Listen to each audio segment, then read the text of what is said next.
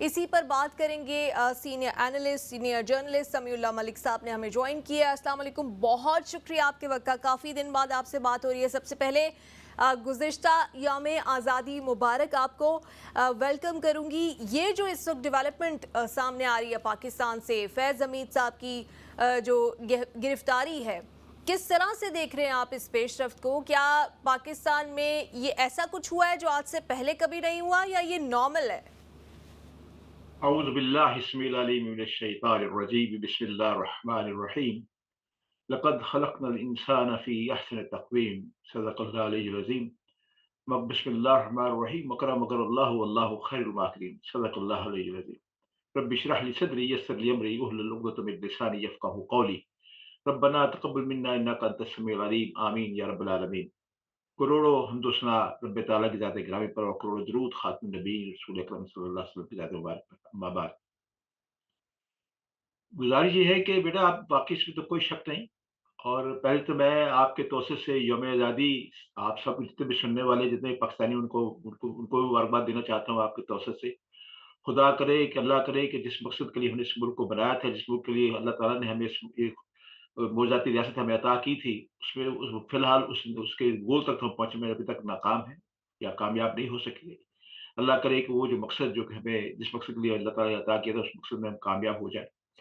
مقصد کیا تھا اس میں بارے میں بات کی جا سکتی ہے، لیکن میں اب آپ کے سوال کی طرف آتا ہوں۔ بات یہ ہے کہ دنیا کے کسی ملک میں کسی بھی سپاہی ایجنسی کے سربراہ کو گرفتار آج تک نہیں کیا گیا، یہ پہلی مثال ہے۔ پھر آپ نے یہ فرمایا کہ یہ پاکستان کے سب سے بڑے عہدے، یہ دراصل آئی ایس آئی کا جو ڈی جی ہوتا ہے اس سے بھی بڑی پوسٹ ملی ہے، یہ کور کمانڈر پشاور مقرر کیے گئے ہیں، اور اس کے بعد پھر جب ادھر بھی ان کا جو رابطے جو عمران کے ساتھ ختم نہیں ہو سکے تھے تو پھر ان کو بہالپور شفٹ کر دیا گیا۔ اب بات یہ ہے کہ جب بات کھلے گی تو پھر بہت سی باتیں سامنے آئیں گی، جیسے آپ نے خود بتا دیا کہ ان کے سولکار جو تین مزید جو ریٹائرڈ دو بریگیڈیئر اور ایک کرنل جن کو گرفتار کر لیا گیا ہے، اور آپ نے یہ بھی بتایا کہ 8 قریب لوگ گرفتار کیے گئے ہیں، لیکن میری اطلاعات کے مطابق جو ہے تقریباً کوئی 50 سے زیادہ لوگ جو ہے گرفتار ہو چکے ہیں، اور یہ سلسلہ یعنی بہت سوچ سمجھ کے کیا گیا ہے، اور یہ ایکچولی تو یہ گرفتاری جو تھی بہت پہلے کی تھی، اور جو فیض حمید صاحب تھے ان کو تقریباً 10 دن پہلے یہ بات خبردار کر دی گیا تھا، آج کے بعد آپ اپنی رہائش گاہ سے ہلیں گے نہیں، اور باقاعدہ پہرا بھی لگا دیا گیا تھا تاکہ یہ جا نہ سکے، اور باقی جتنے بھی افراد کو گرفتار کیا گیا ان کو بھی ان کے ساتھ ہی کر لیا گیا تھا تاکہ ہل نہ سکے۔ اس کی وجہ یہ ہے کہ آپ کو یاد ہوگا کہ بظاہر تو آئی ایس پی آر کی جو پریس کانفرنس تھی یا اس کا جو نوٹیفکیشن تھا اس میں تو یہ بتایا گیا تھا کہ ہم نے سپریم کورٹ کے حکم کے مطابق ان کو جو ہے وہ گرفتار کیا ہے، تو اس میں جو ایک ٹاپ سٹی ہاؤسنگ ایسوسیشن تھی اس کے بارے میں اس پہ سپریم کورٹ نے حکم دیا تھا کہ اس کی تحقیق کی جائے، اور باقاعدہ طور پہ وہ چیزیں ثابت بھی ہو چکی ہیں سب، یعنی سپریم کورٹ نے اسی لیے تحقیق کا حکم دیا تھا کہ وہ سب چیزیں ثابت ہو چکی تھی کہ انہوں نے بطور D G I S I اپنے عہدے کا ناجائز فائدہ اٹھایا، اور بہت ایک بڑی لمبی داستان ہے، وہ سارا وقت بھی آپ کا نکل جائے گا۔ بہرحال یہ ہے کہ اس کے آئی ایس پی آر کی اس اسٹیٹمنٹ کے اندر 3 لفظ جو ہے بڑے اہم ہیں جو کہ آپ کو سمجھ آ جائے گا۔ وہ یہ ہے کہ انہوں نے آئی ایس پی آر اس نے یہ کہا ہے کہ ہم نے سپریم کورٹ کے کہنے پہ تحقیق جب شروع کی تو ہمیں پتہ چلا، مزید انکشاف ہوا کہ D G I S I فیض حمید صاحب جو ہے ریٹائرمنٹ ہونے کے بعد، یہ ہے خاص ان کامن ورڈز میں، کہ ریٹائرمنٹ کے بعد بھی یہ غیر فوجی صاحب جو چیزوں میں اس میں شریک رہے، جو کہ فوج کے جو رولز اور ریگولیشن ہے اس کی اجازت نہیں دیتے۔ گویا یہ ہے کہ پنڈورا باکس جو نیا اس بار ہوگا مطلب ہے، اور آپ یہ بات میں آپ کو بتا دوں کہ کیونکہ خود یہ ایک اسپائی ایجنسی کے ڈی جی رہے ہیں، اس کے چیف رہے ہیں، تو یہ بھی بہت سی باتوں کو جانتے بھی ہیں، ملک کے بہت سے رازوں سے بھی یہ واقف ہیں، ملک کے بہت سی نازک چیزوں کو بھی واقف ہوتے ہیں، تو یہ بڑا کوئی آسان کام نہیں تھا۔ البتہ یہاں ایک اندیشہ یہ بھی ظاہر کیا جا رہا ہے، اور مجھے بھی یہ اندیشہ ہے کہ بھی بہت سی چیزیں انہیں بہت پہلے پتہ چل گیا تھا، کئی مہینے پہلے یہ پتہ چل گیا تھا کہ ان کی گرفتاری ہو جائے گی، اور یہ ہاتھ پاؤں مار رہے تھے اور لوگوں سے ملاقات بھی کر رہے تھے، اور آخری ملاقات کے طور پہ انہوں نے بہت کوشش کی، نئی جو موجودہ حکومت ہے جس میں شہباز شریف صاحب وزیر اعظم ہیں، انہوں نے بہت کوشش کی کہ کس طریقے سے شہباز شریف صاحب سے ملاقات ہو جائے اور معاملے کو ٹھنڈا کر دیا جائے، لیکن شہباز شریف صاحب سے ان کی ملاقات نہیں ہو سکی، حالانکہ ان کی کیبنٹ کے اندر جو ان کے منسٹر تھے شہباز شریف کے، انہوں نے بھی سفارش کی کہ مل لیا جائے، فیصلہ تو آپ نے کرنا ہے، لیکن شہباز شریف صاحب نے ملنے سے انکار کر دیا۔ नवाज़ शरीफ साहब से मिलने की उन्होंने कोशिश की, वहाँ भी मुलाकात नहीं हो सकी, फिर ख्वाजा आसिफ के ज़रिए मिलने की कोशिश की। यानी गोया ये हाथ-पाँव मार रहे थे, इनको पता था कि इनके साथ काम होने वाला है। ये ऐसे आदमी जो कि इतनी बड़ी पोस्ट पे रहा हो, स्पाई एजेंसी का हो, और आप भी जानती हैं कि दुनिया में आईएसआई को दुनिया की सबसे ज़्यादा खतरनाक और सबसे बड़ी एजेंसी समझा जाता है। और यहाँ तक अगर आपको मैं अगर एक किताब का हवाला दूँ, जो बड़ी मशहूर किताब है, ओबामाज़ वॉर, जो कि जो एडवर्ड्स ने लिखी किताब, मतलब उसमें जो बड़े होशरुबा इख्तिलाफात किए गए हैं। उसमें ये लिखा है कि आपको पता है कि जब अमेरिका का सदर जब मुंतखब होता है, ये मैं एक इलाके के तौर पे ये वाक़या आपको इसलिए बता रहा हूँ, ताकि इस एजेंसी के बारे में पता चल जाए जिसका ये हेड थे। और उन्होंने कहा कि जब होता क्या है कि अमेरिका में जब कोई नया सदर मुंतखब होता है, तो उसको बकाया तौर पर 3 अदारे जो है अलग-अलग से ब्रीफिंग देते हैं, सीआईए, पेंटागन और एफबीआई। जब ओबामा मुंतखब हो गए, तो तीनों एजेंसियों ने मुश्तरका तौर पे ब्रीफिंग देने की कहा कि ब्रीफिंग दी जाएगी। और व्हाइट हाउस के रूम नंबर 409 में जब उन्हें बुलाया गया, तो ओबामा जो थे अपने 4 वज़रा के साथ जब वहाँ पहुँचे, तो पेंटागन और तीनों अदारों के जो चेयरमैन थे, उन्होंने जब उनका इस्तकबाल किया दरवाजे के ऊपर ही, तो उन्होंने साफ बिल्कुल खुलेआम ये कह दिया कि mister president, you are the only one allowed to come here. आप अंदाज़ा कीजिए कि व्हाइट हाउस के अंदर एक सदर मुंतखब सदर को वहाँ पे कहा जा रहा है कि सिर्फ़ आप ही इसमें आ सकते हैं। ये बात मैं ओबामाज़ वॉर जो किताब है ना, उससे मैं आपको बता रहा हूँ, हवाला दे रहा हूँ इसलिए, ताकि लोगों को, आपके सुनने वाले जो है सामीन जो है, ताकि उनको सुनने देखने में आसानी हो जाए, गूगल करके वो चीज़ें देख सकते हैं। और उस ओबामा ने खुद कहा कि मुझे पसीना आ गया, और मैंने सोचा बड़ी मुश्किल पेश आ गई मुझे, मैं क्या करूँ? तो हिलरी क्लिंटन ने आँख से इशारा किया कि तुम चले जाओ, बाद में आके बता देना। और उन्होंने कहा कि जब ओबामा आगे से कहते हैं, जब मैं पहुँचा वहाँ पे अकेला बैठा, तो मेरे सामने कुछ कागज़ात रखे गए, जो ब्रीफिंग जब शुरू हुई, तो उन्होंने ब्रीफिंग से पहला फ़िक्रा ये कहा था कि मिस्टर प्रेज़िडेंट, आज हम आपको दुनिया की एक ऐसी तंज़ीम से मुतारिफ़ करवाना चाहते हैं, कि जिसके कारनामे या मकारियाँ सुन के आपकी रूह तक को पसीना आ जाए। ये पहला फ़िक्रा बिल्कुल कोट वर्ड एंड वर्ड मैंने कोट किया आपके सामने चुका है।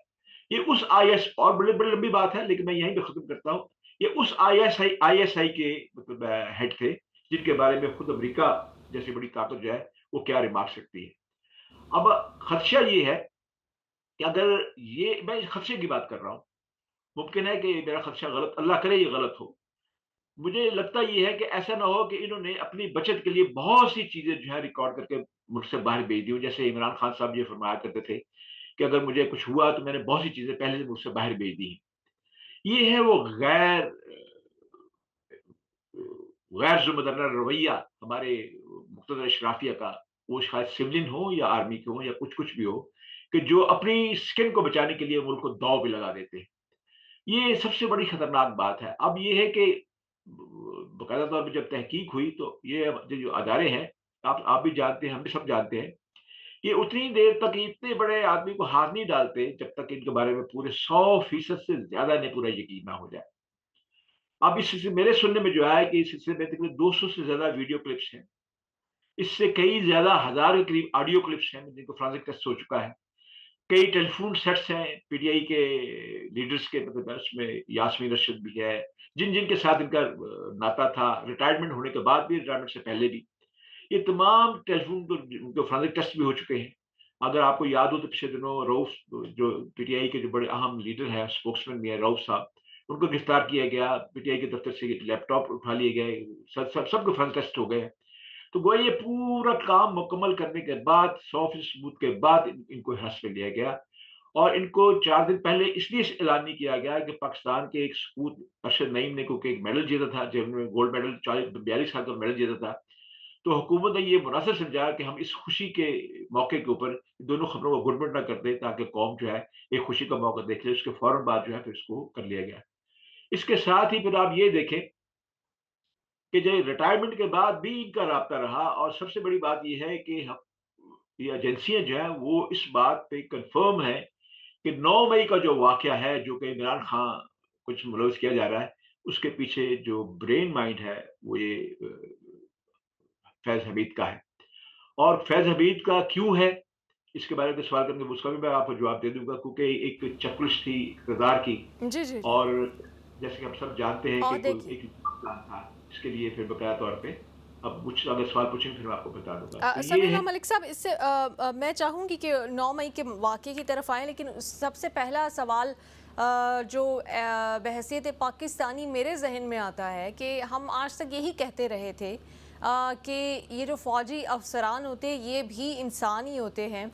इनका भी एहतसाब होना चाहिए। अगर किसी ने आइन मुअत्तल किया है, किसी ने अपनी हद से तजावुज़ किया है या आइन में जो उसका इख्तियार लिखा है उसके आगे गया है, उनका भी एहतसाब होना चाहिए। आज तक पाकिस्तान में ये हम डिबेट करते आए थे लेकिन नहीं होता था। आज इतने बड़े ओहदे का आपने खुद एक्सप्लेन किया इतने खूबसूरत अंदाज में कि आईएसआई वापडा नहीं है, ठीक है, सारे बड़े इदारे हैं या कोई और पाकिस्तान का इदारा नहीं है, पीआईए नहीं है, आईएसआई पाकिस्तान का वो इदारा है जिसके दुनिया में एक उसका एक इमेज है और बड़ा स्ट्रॉन्ग इमेज है। इतना स्ट्रॉन्ग इमेज है कि कुछ ममालिक तो बाकायदा एक नफ़रत करते हैं उस इदारे से। क्यों? क्योंकि वो अपने मुल्क के लिए एक बहुत अहम इदारा है और उसकी सिक्योरिटी के लिए, उसकी इंटेलिजेंस के लिए काम करता है। उसकी की पोजीशन पे, उसकी टॉप पोजीशन पे बैठा हुआ एक शख्स आज अगर उसको तहवील में लिया गया और वो भी 9th मई के लिए, ये और ख़तरनाक है। 9th मई को क्या हुआ था? कॉप्स कमांडर के घर पे हमला हुआ था। 9th मई को क्या हुआ था? मुजाहिरीन GHQ के बाहर पहुंच गए थे, वहां पर पथराव किया गया था। 9th मई को क्या हुआ था? शोहदा की यादगारें जो हैं उनको नुकसान पहुंचाया गया था। किसी आम सियासतदान ने ये किया होता फिर भी बात आप समझ रहे डाइजेस्ट हो सकती थी। ये आईएसआई के की पोजीशन पे बैठे हुए शख्स का अगर हाथ 9th मई के पीछे है, ये तो और भी ज़्यादा वबाल है। तो क्या आप किस तरह से इस पूरी सिचुएशन को एब्जॉर्ब करें? क्योंकि हमारे लिए बड़ा मुश्किल हुआ है कि अगर पहले से ही एक एहतसाब का निज़ाम मौजूद होता तो कम से कम आज इतनी टॉप पोजीशन पे बैठा हुआ शख्स पे ये इल्ज़ाम ना होता। ठीक है, अभी इन्वेस्टिगेट हो रही हैं चीज़ें, लेकिन ये इल्ज़ाम भी बहुत बड़ा है। बात ये है कि इससे भी बड़ा एक और इल्ज़ाम है, इससे भी बड़ी एक बात है, मैं वो खोल देता हूँ। मैंने अपने वैसे अपने इंटरनेशनल मीडिया पे ये बातें मैंने खोल के रखी हुई हैं पहले ही से। मैं आपको थोड़ा-सा पीछे लेके जाना चाहता हूँ। 7 मई को जब आईएसपीआर के सरबराह ने जब ये ऐलान किया कि हमारे यहाँ, जब उन्होंने अपने अपने इदारे के एहतसाब का ज़िक्र किया, उन्होंने कहा कि हमारे यहाँ एहतसाब का इतना कड़ा इंतज़ाम है कि हम बड़े से बड़े ओहदेदार जो है, उसको भी अगर हो जाए, शक हो जाए तो उसके बारे में हम पूरी तहकीक करते हैं और उसके बारे में तहकीक ऐसे ही होती है कि जैसे हम एक सिपाही के बारे में किसी के बारे में करें, ये हमारे ये कौमी मफाद का जब तकाज़ा हो तो उसके बारे में करते हैं। तो आप देखें, 8 मई को मैंने, आप इंटरनेशनल मीडिया के आर्काइव निकाल के देख लें, उस दिन मैंने ये कहा था और मैंने कहा था कि अब बहुत जल्दी वक़्त आने वाला है कि जब पाकिस्तान की 2 बड़ी फ़ौजी शख्सियात का मुझे कोर्ट मार्शल नज़र आ रहा है और मैंने खुद मुतालबा भी किया था कि इनका कोर्ट मार्शल होना चाहिए। और क्यों होना चाहिए उसकी वजह मैं बता देता हूँ मैं, क्योंकि इससे बड़ा 9 मई से बड़ा वाक़या क्या है। मैंने कहा था कि बाजवा का और फैज़ हमीद खान का कोर्ट मार्शल होना चाहिए। मैंने उसके लिए 3 वजूहत रखी थी, मैं एक वजूह आपको बताता हूँ। आप ये देखिए कि जब आपको याद होगा, मैं तारीखी पस-मंज़र में इसलिए आपको लेके जाता हूँ ताकि आपके सुनने वालों को चीज़ों का पता चल सके, ताकि बातें कनेक्टेड उनको पता चल सके। ताकि ये पता ना चले कि भई खाली जो है ज़ुबानी कलामी गुफ्तन निश्चितन वाली बात हो गई है। आपको याद होगा जब ट्रंप ने ये बयान दिया था कि मैं इंडिया और पाकिस्तान के दरमियान कश्मीर के मामले में मिसाल करने को तैयार हूँ। तो उससे अगले दिन भी मैंने यही बात की थी। मैंने कहा कि मैं खुद को कश्मीरी हूँ। 80% से ज़्यादा मेरे फैमिली के मेंबरान जो हैं वो खुद कश्मीर में क़याम पज़ीर हैं। लेकिन मैं, अल्लाह का शुक्र है कि मैं आज़ाद मुल्क पाकिस्तान में पैदा हुआ हूँ। अल्लाह का बड़ा लाख-लाख शुक्र है। लेकिन बात ये है कि पाकिस्तान कश्मीर का वकील है। ये मुझे सबसे बड़ी जो बात मेरे लिए है। आप ये देखिए कि वह उस दिन मैंने ये ऐलान उस दिन मैंने ये बात कही थी और एक इंडिया के जो 2 बड़े चैनल उन्होंने भी इस बात को बड़ा उछाला था। मैंने कहा कि आज ट्रंप के मुँह से ये बात सुन के मुझे यूँ लगता है कि जैसे कश्मीर को फ़रोख्त कर दिया गया है। तो लोगों ने बड़े मुझसे तबसरे किए और कहा कि आप हमेशा नेगेटिव सोचते हैं, लेकिन हुआ क्या? आप देखिए उसके उस बयान के 1 हफ्ते के बाद दोनों दोनों आदमी स्टेट के जो 2 हेड थे, हमारे परवेज़ शराफ़ी के, एक जनरल बाजवा और दूसरे जो इमरान, ये दोनों वहाँ पे अमेरिका गए।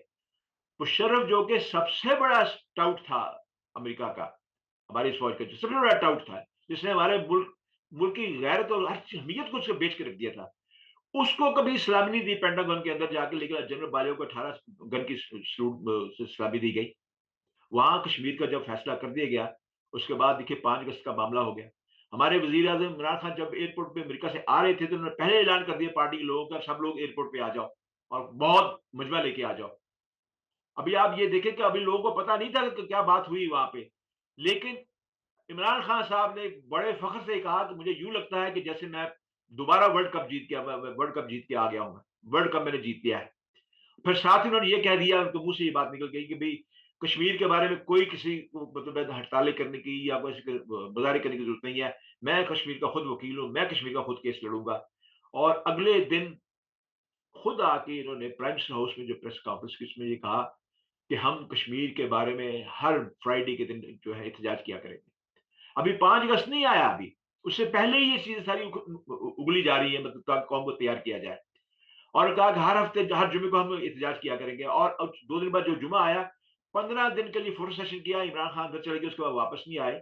कभी कोई ना आए, कोई मुज़ाहरा हुआ और उधर मोदी ने जो था कश्मीर को जो आर्टिकल 370 थी, उसे खत्म करके कश्मीर को ज़ब्त करने का ऐलान कर दिया। जहाँ तक ये मुझे याद है, क्योंकि मैं उस वक्त पाकिस्तान में थी, ये जो हर हफ्तावार एहतजाज था, ये इंडिया ने जब फैसला कर लिया था उसके बाद एहतजाज करने का कहा था। जी, मैं बताता हूँ उसके न ये नहीं मैं ऐलान जो था ना एहतजाज का वो पहले भी था, उसके बाद जो है ना 1 हफ्ता के इन्होंने किया था।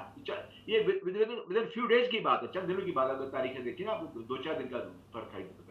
लेकिन आगाज़ जब ये चकलाला एयरपोर्ट उतरे थे इमरान खान, उस वक़्त उन्होंने ऐलान नहीं किया था।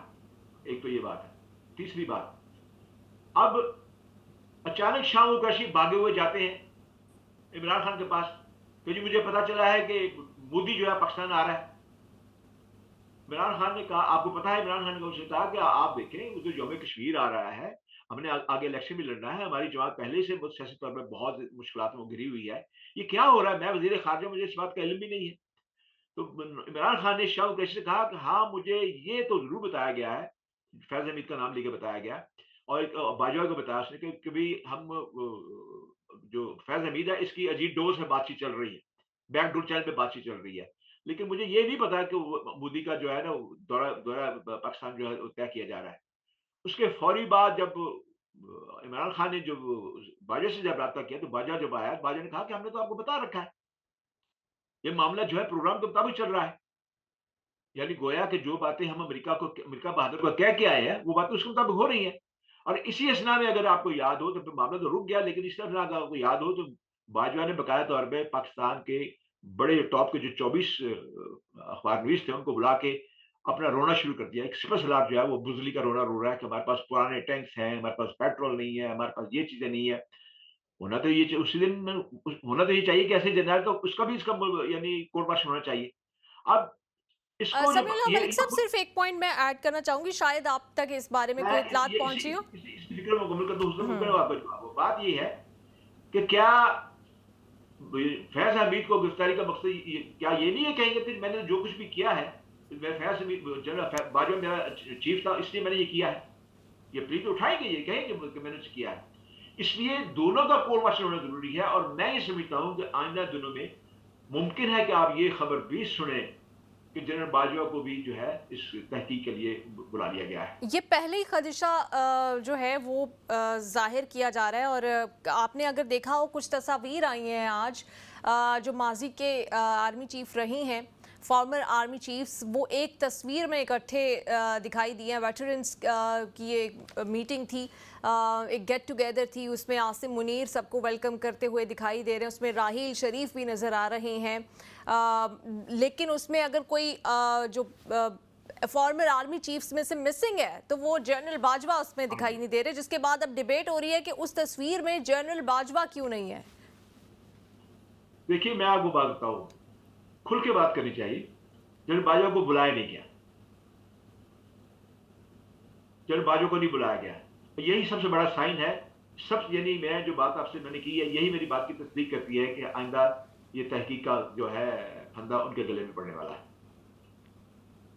बिल्कुल, और आपकी बात इस तरह से भी समीउल्लाह मलिक साहब ठीक है कि अब अगर एहतसाब की हवा चल ही पड़ी है, तो इन दोनों शख्सियात का एहतसाब होना चाहिए, क्योंकि पीटीआई को अगर आप ब्लेम कर रहे हैं, या पीटीआई के सपोर्टर्स को, या उनके वर्कर्स को, या सोशल मीडिया को, ट्विटर ट्रोल्स को, उससे पहले तो आप उन इदारों के उस इदारे के सरबराहान को ब्लेम करें ना, जिन्होंने इस सियासत में इतनी मुदाखलत की और इतनी एविडेंस थी, इतनी ऑब्वियस थी, बच्चे बच्चे को पता था कि 2018 के इंतखाब में किसका फ़ोन आता था, कौन उम्मीदवारों को कहता था खड़े हो जाओ, कौन किसको बिठा देता था। जो पॉलिटिकल इंजीनियरिंग थी वो इतनी खुली आंखों से देखी जा सकती थी। तो इदारे को बदनाम करने में इदारे के अपने लोगों का भी हाथ है। तो आपको नहीं लगता कि ये एक अच्छी प्रेसिडेंट सेट हो रहा है कि उनका एहतसाब होना चाहिए?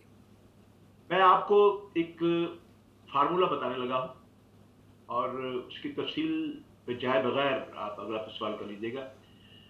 फ़ॉर्मूला ये है कि 1 + 11 + 111।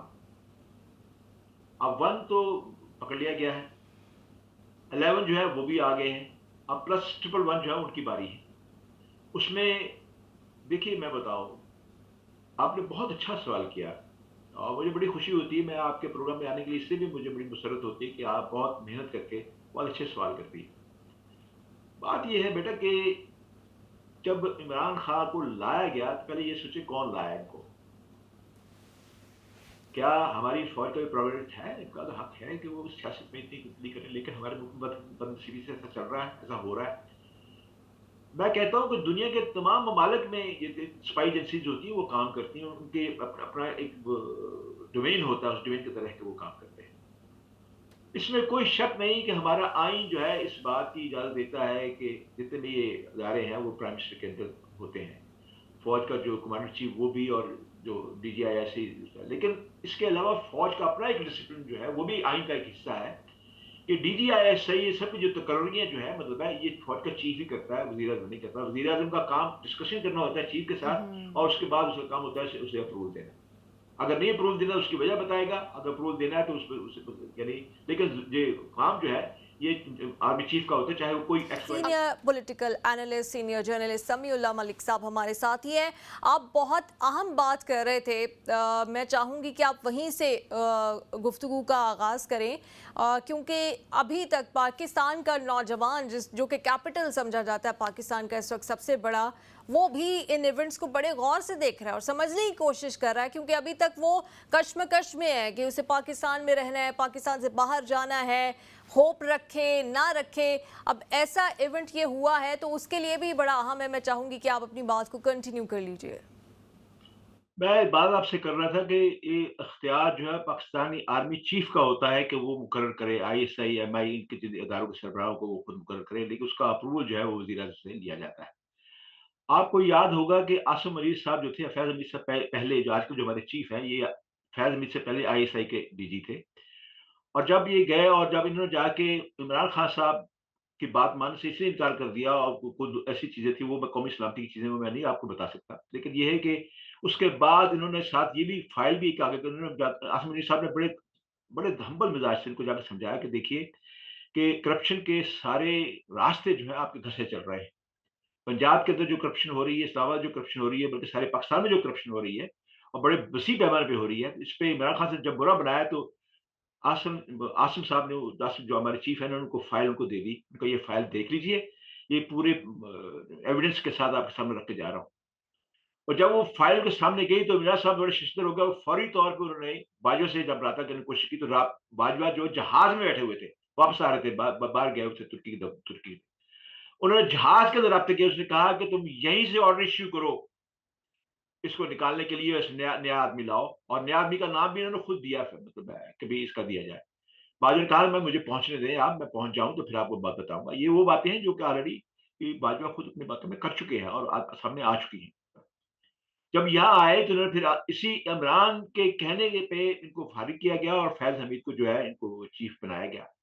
बात ये है कि ये भी एक सोचने की बात है कि उस वक़्त यानी ये जो बाजवा थे वो इतने इमरान के साथ क्यों लगे हुए थे? इमरान के साथ क्यों साथ दे रहे थे? इससे आप इमरान को वो क्यों लाए? देखिए एक मुल्क का मामला है और आप देखिए कि ये भी बड़ी बदनसीबी की बात है कि यही हमारा अदारा जो है ये बाजवा के तहत ही उस वक़्त इमरान को लाने के लिए 6000 के करीब रिक्रूट किए गए आईटी के अफराद जो कि जिनका काम सिर्फ़ ये था कि आपने इमरान को प्रमोट करना है और बाकी जितने भी सियासी लीडर्स हैं उनको आपने डिमोट करना है। 6000 के करीब और 6000 में से 1200 आदमी गैर मुल्क यानी बाहर थे। मिडल ईस्ट में थोड़े कम थे लेकिन यूरोप में फैला दिए गए, अमेरिका और कनाडा में बहुत ज़्यादा फैला दिए गए। यानी ये देखिए उसकी तनख्वाहें बकाया तौर पे कौमी खजाने से दी गई। फिर ना सिर्फ ये, फिर केपीके में जो फिर उन्होंने 3000 आदमी और जो रिक्रूट कर लिए इसी काम के लिए। यानी सोशल मीडिया पे पूरी तरह ये छा गए, जिसके ज़रिए इनको लाया गया। फिर क्या आपको याद नहीं जब इंतखाबात हुए, उस इंतखाबात में भी जो घपला हुआ, इसके बावजूद जहांगीर तरीन अपने जहाज को लेके लोग जो आज़ाद मेंबरान थे उनको लाते रहे, और यही इमरान खान के गले में जो है वो पीटीआई का फंदा डाल के, पटा डाल के, और ये मेंबर बनाते रहे। क्या हम ये भूल जाएँगे? क्या यही इमरान खान ने अपनी तकरीर में नहीं ये बात कही, आज भी रिकॉर्ड में मौजूद है, कि हमें जब भी कभी असेंबली में मेंबरान की ज़रूरत होती थी बजट पास करने के लिए या किसी और काम के लिए, तो हम फैज़ हमीद को मैं कहता था, फैज़ हमीद जो इसका अरेंज कर देते थे।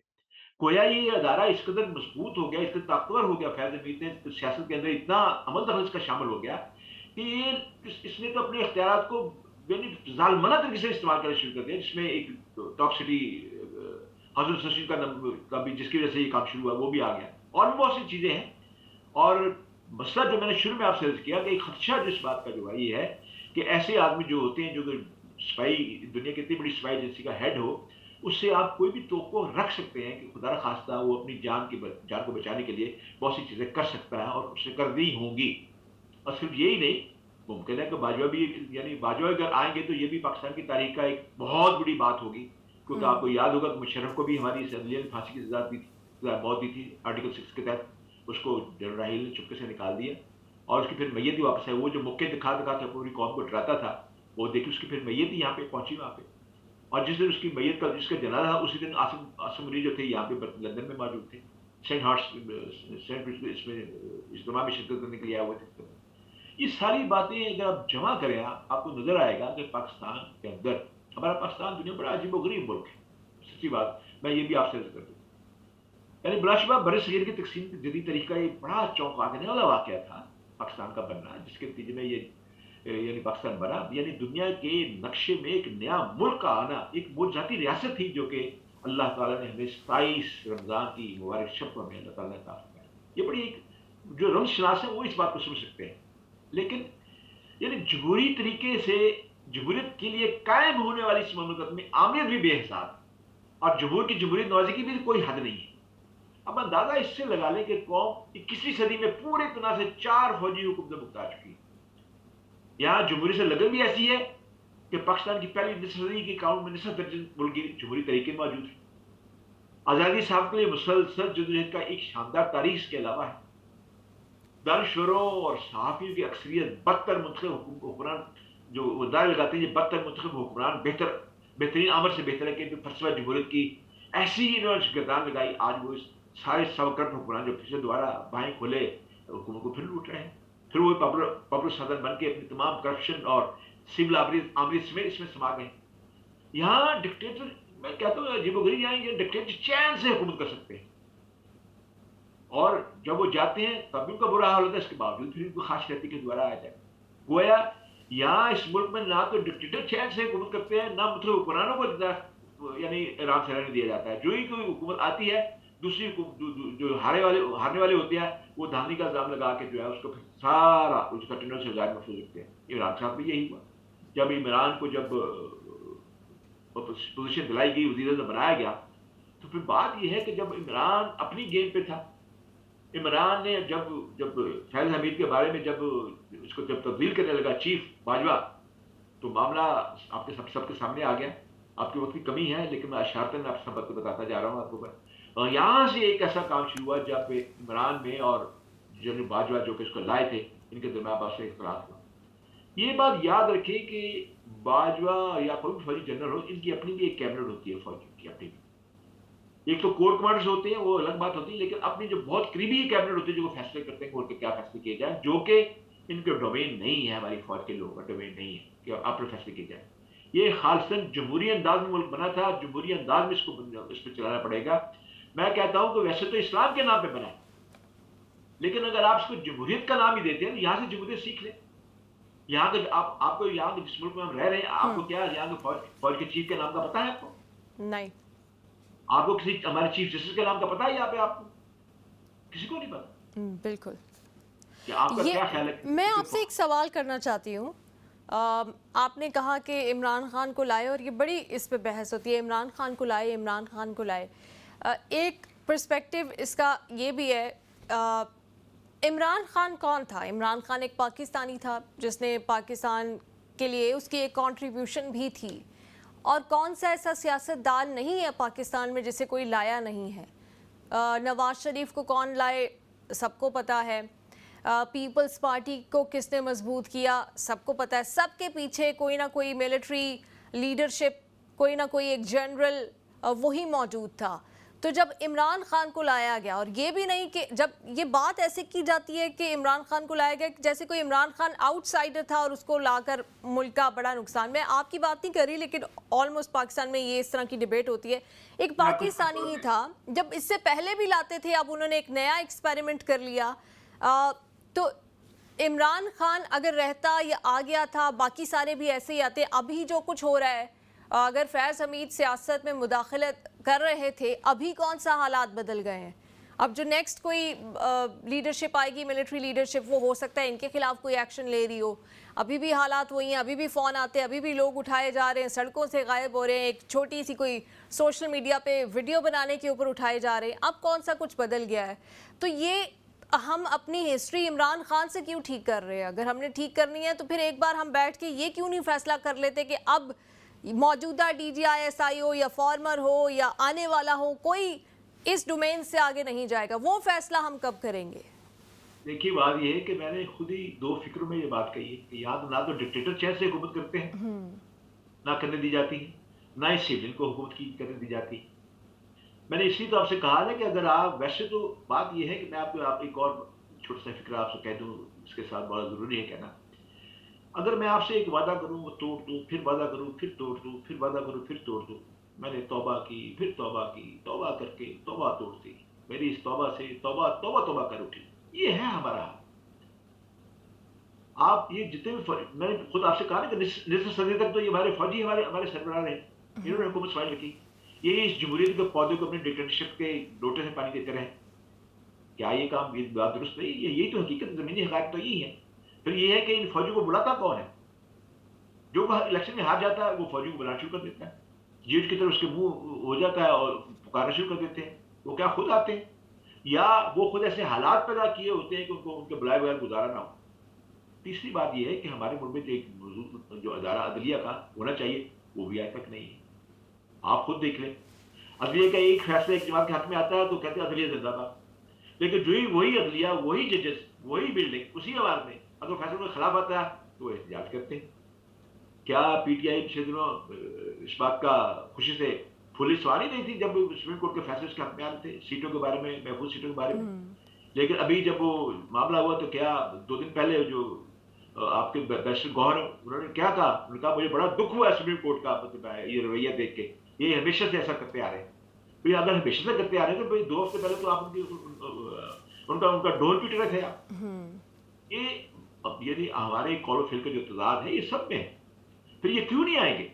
یہ ہماری دیکھیے بات فوج تب آتی ہے نا جب ان کو تمام سرداریوں کی کمزوری کا پتا ہوتا ہے۔ ایک بات اور میں بتا دیتا ہوں ثبوت کے لیے، ابھی آپ یہ دیکھیے کہ جب نواز شریف وزیر اعظم تھا اس کو نکالنے کے لیے جب سازش ہوئی تو 429 آدمیوں کے پنامے میں نام آئے، یہ بات درست ہے؟ بالکل۔ تو کیا نواز شریف کے بغیر کوئی اور دوسرا آدمی ہے جس کے خلاف مقدمہ چلا ہو پاکستان کے اندر پنامہ؟ یہ کیا ہے؟ میں اپنے قوم کی اس کمزور یادداشت کو جگانے کی کوشش کر رہا ہوں۔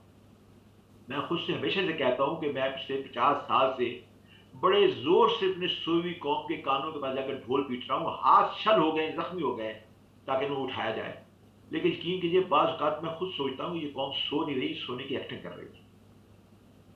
کتنے آپ دیکھیے ہمارے ہاں کام ہوتے ہیں، آپ جانتے ہیں کہ یہ لوگ یہ وہ لیڈر ہیں جن کو ہم نے ووٹ دیے، میں ان لوگوں کی بات کر رہا ہوں جو ان کو ووٹ دے کے لاتے ہیں، انہیں پتا ہے کہ یہ کرپٹ ہیں، ہماری آنکھوں کے سامنے انہوں نے دور لوٹ کے باہر جا کے بڑی بڑی جائیدادیں بنا لی، بڑے کر لی، سب نے کر لی۔ عمران کو جب لایا گیا تھا تو سب لوگوں نے یہ کہا تھا، آپ جتنے بھی لوگ تھے وہ کہتے تھے کہ ہو سکتا ہے کہ یہ سیاست میں ایک نئی ہوا کا جھونکا آیا ہے اور یہ نئی بات ہو کہ یا کا نام یا کا بڑا نعرہ لگتا تھا، لیکن ہوا کیا؟